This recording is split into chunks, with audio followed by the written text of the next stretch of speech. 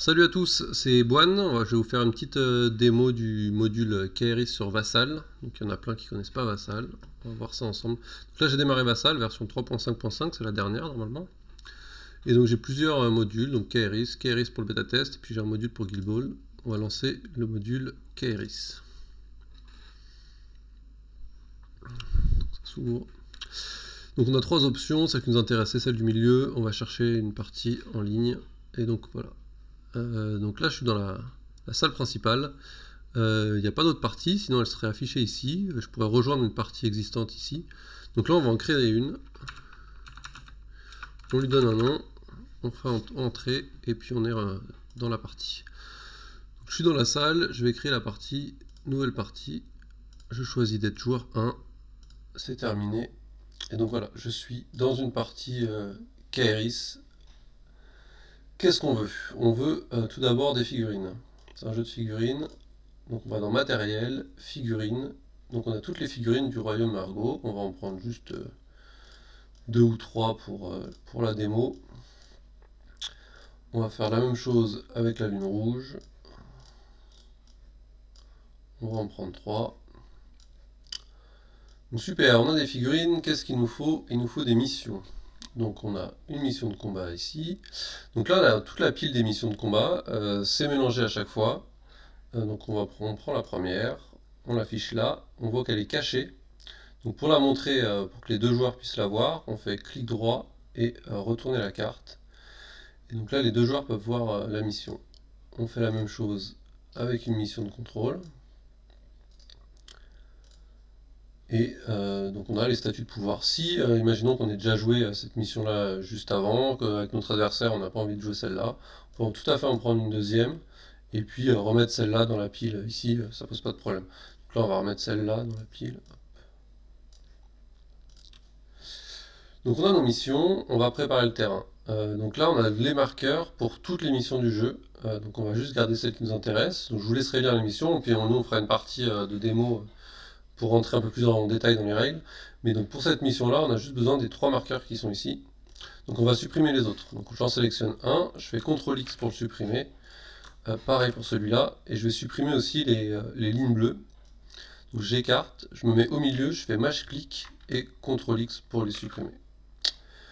Donc là j'ai fait une boulette, j'ai supprimé aussi un marqueur en plus, c'est pas grave, il y a le petit bouton qui est très pratique là-haut qui est un retour en arrière. Je reviens en arrière, je sélectionne uniquement les lignes bleues, comme ça je garde mon marqueur en plus. Une fois que ça c'est fait, il nous faut des décors. Donc les décors c'est aussi dans matériel, ici on a un onglet pour les décors, et on a des petits décors et des grands. Une partie de KRIS ça se joue avec deux grands décors et quatre petits. Donc je vais prendre un premier grand décor. Donc je le déplace ici, et là je ne peux plus le déplacer. Donc pour pouvoir le déplacer, je fais Mâche-clic pour qu'il y ait la petite croix rouge qui s'affiche, et là je peux le déplacer autant que je veux. Et je peux le tourner avec les flèches directionnelles. Donc je peux en mettre un comme ça, mon adversaire en mettra un comme ça, et puis ensuite on va mettre des petits décors, une charrette. Et donc il y a des décors qui sont des décors non obstruants, c'est les décors qui ne cachent pas les lignes de vue. On les reconnaît tout de suite parce qu'ils ont un trait bleu tout autour. Donc ça c'est les décors non obstruants. Donc normalement on en rajoute, je ne vais pas en rajouter plus, c'est juste une démo des principes d'utilisation de Vassal. Une fois que ça c'est fait, qu'est-ce qu'on veut? On veut pouvoir mesurer, notamment pour pouvoir déployer. Donc on va écarter tout le monde. Et pour faire des mesures, on sélectionne un personnage. Et on fait, par exemple là je dois me déployer à plus de 8 du centre, donc je fais CTRL 8. Et donc là j'ai une distance entre le bord du socle d'Ogaref et le cercle qui est apparu, qui est de 8 pouces. Donc je peux déployer Ogaref ici, CTRL 8 pour le faire disparaître. Si je veux mesurer 4 pouces, je fais CTRL 4 et de la même manière je peux mesurer toutes les distances. Le joueur Argo va faire la même chose de son côté, hop, ou de n'importe quel côté d'ailleurs. On va se mettre ici. Le joueur Lune Rouge va placer le reste, il va placer ça ici, et puis ça, il va placer ça là.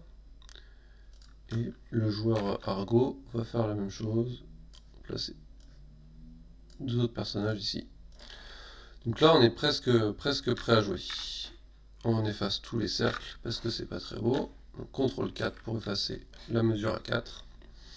Il va nous falloir des cartes. Donc je vais dans la main du joueur 1 qui est ma main à moi. Et donc j'ai mes cartes pour mes cartes actions. Donc je peux soit les garder dans ma main, soit je peux les mettre ici, ça c'est comme vous préférez. Moi j'aime bien avoir tout sur la même fenêtre. Mais ça fait vite beaucoup de cartes, parce qu'à ces cartes-là, on va ajouter les cartes magie. Et votre adversaire aussi, donc ça peut vite être rempli. Si vous préférez, vous pouvez tout laisser dans la main du joueur ici. C'est vraiment comme on veut. Pour les cartes magie, on clique sur carte magie, on a une pile commune avec notre adversaire, et on fait du coup, on prend 8 cartes pour soi. Elles sont mélangées, hein, donc on peut, à chaque partie, il n'y a rien à faire pour les mélanger. 1, 2, 3, 4, 5, 6, 7, 8, on les lit toutes, on se dit bon bah celle-là je la veux pas, je la remets dedans, celle-là je la veux pas, je la remets dedans, et pareil pour celle-là, on en garde 5, on est prêt à jouer. Les cartes magie, on peut aussi les mettre dans la main du joueur. Alors attention dans la main, si vous mettez deux cartes l'une à côté de l'autre, elles s'empilent, et ensuite elles s'empilent, et si vous voulez vraiment les séparer, vous double-cliquez, et ça les sépare. Sinon ça fait des piles. En fait dans la main ça fait des piles. Une fois que ça c'est fait, donc là on peut dire, moi je garde mes cartes actions sur le terrain, puis mes cartes magie, je les mets dans la main du joueur. Il nous faut aussi nos points d'ombre. Alors les points d'ombre ils sont ici et ici. Donc là le joueur lune rouge il a un éthéré, donc un point d'ombre, et le joueur argot il a deux éthérés, donc deux points d'ombre. Une fois que ça c'est fait, on va pouvoir commencer à jouer. Donc voilà. Je vais placer une carte action ici, mon adversaire va faire pareil. On va retourner la carte pour qu'elle soit visible aux deux joueurs. Et donc là j'ai trois actions. Trois actions, donc je ne vais pas aller dans le détail parce qu'on aura une partie spécifiquement pour expliquer tout ça. Mais notamment je peux me déplacer. Donc imaginons que je veux déplacer Ribaldi. À Kairis, comment on fait? On a une réglette de déplacement pour chaque taille de socle. La réglette doit toucher la figurine, et ensuite on peut déplacer la figurine où on veut au contact de la réglette. Donc imaginons que je déplace là. Le déplacer comme ça me coûte une des actions, et ça me coûte aussi de la fatigue. Donc pour noter la fatigue sur la figurine, on appuie sur la touche plus, et du coup on a un petit rond jaune qui s'affiche à côté. Si je fais une deuxième action, je prends une autre fatigue, une autre action, je prends une autre fatigue, une autre action, je prends une autre fatigue, et là le petit rond il est rouge. Le petit rond qui est rouge, ça veut dire que j'ai triché, que je suis allé trop loin, que j'ai utilisé plus de fatigue que ce que j'ai le droit. Si on sélectionne Ribaldi et qu'on va dans aide de jeu, on voit la carte de Ribaldi. Je peux, sans fermer ça, je peux changer pour voir la carte de quelqu'un d'autre. Mais celui de Ribaldi, on voit qu'il a le droit d'utiliser 3 fatigues maximum. Donc là on en a fait une de trop, fais moins, et du coup je reviens en arrière. Sur cette aide de jeu, on peut voir l'autre côté de la carte aussi, juste en cliquant, on a toutes les capacités de Ribaldi. Alors juste un petit point, c'est que cette aide de jeu elle est partagée avec votre adversaire. Donc si votre adversaire clique sur regard F, ça va prendre la main dessus. Donc voilà, il faut communiquer avec son adversaire pour pas regarder l'aide de jeu en même temps. Sinon ça fait, on n'arrive pas à voir ce qu'on veut, puisque l'adversaire, s'il regarde autre chose, ça prend la main. Une fois que ça c'est fait, donc les fatigues on sait faire, plus et moins, et si on veut tout remettre à zéro d'un coup, on appuie sur entrée et on a remis toutes les fatigues à zéro. Une fois que on sait faire les fatigues, on a besoin de savoir faire les points de vie. Alors pour les points de vie, c'est la même chose que pour les fatigues, sauf qu'on fait CTRL plus et CTRL moins. Donc CTRL moins, j'enlève des points de vie à Ribaldi, CTRL moins, et CTRL plus, je remets. Au bout d'un moment, voilà, on a une petite surbrillance sur Ribaldi. Parce que ça veut dire que toute la première ligne de points de vie est utilisée et qu'on attaque la deuxième ligne de points de vie. Donc là, c'est la petite surbrillance qui se met. On peut le marquer encore plus en faisant clic droit sur la figurine.